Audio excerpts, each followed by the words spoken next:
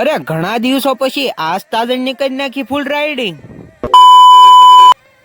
તો હવડારણ રામ રામ ને જય માતાજી. આજ તો હવાર અમે ધાણા મેથી મૂળા જોઈ ને પછી એવી જાય ડુંગરા વળી વળીએ ન્યા કાક આપણો કપા આવો છે.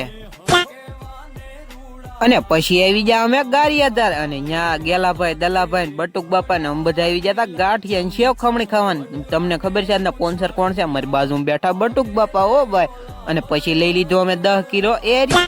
અને પછી આપણો ભાઈબંધ ઉદય લઈને આવી ગયો એની 4 વ્હીલ, કેમ કે આપણે જવાનું હતું એક્ઝામ દેવા. અને હું લાલભાઈ અનિરુદ્ધ અને ઉદય સારી જાતે હતા પરીક્ષા દેવાના. આવી જાય આપણી કોલેજે અને કોલેજે જવો બધા આવવા મીણે તો પરીક્ષા દેવા ભાઈ.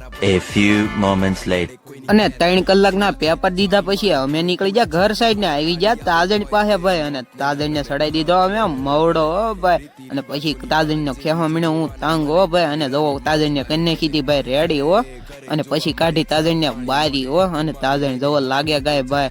અને પછી કાળુભાઈ ચડી જાય ઠેકડો મારી માથે હો. અને પછી ચડાવી પટી હો ભાઈ. અને જાય તાજણ ભાઈ ફડાક ઉપડા પછી હું થોડો બાકી રહું કાંઈ. પછી તો મેં જોવો જવા દીધી હો ભાઈ.